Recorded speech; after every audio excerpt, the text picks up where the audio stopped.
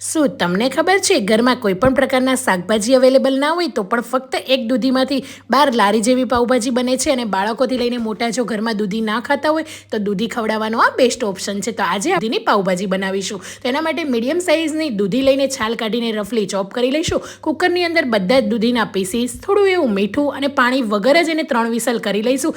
દૂધી એકદમ સારી રીતે બફાઈ જાય એટલે મેશ કરી લઈશું. 4 મોટી ચમચી તેલની અંદર જીરું, 1 ચમચી લસણની પેસ્ટ એડ કરીને સાતરી લઈશું. 2 ડુંગળીને ઝીણી ચોપ કરીને એડ કરીને મિક્સ કરી લઈશું. સ્વાદ પ્રમાણે મીઠું, ટામેટાની પ્યુરી એડ કરીશું. પાલક એકદમ ઝીણી ચોપ કરીને એડ કરીશું. હળદર, આદુની પેસ્ટ એડ કરી મિક્સ કરી લઈશું. આ પાઉંભાજીનો ટેસ્ટ વધારવા અહીંયા એક બાઉલની અંદર 1 ચમચી જેટલો પાઉંભાજી મસાલા અને 1 ચમચી જેટલું કાશ્મીરી મરચું અને 3 ચમચી પાણી એડ કરીને એકદમ સરસ એવી પતલી સ્લરી બનાવીને એડ કરી લઈશું. આનાથી પાઉંભાજીનો કલર સરસ આવશે. હવે ધીમા તાપે તેલ ઉપર આવી જાય એટલે બાફેલી દૂધી એડ કરીને મિક્સ કરી લઈશું અને ગેસની ફ્લેમ લો રાખીશું.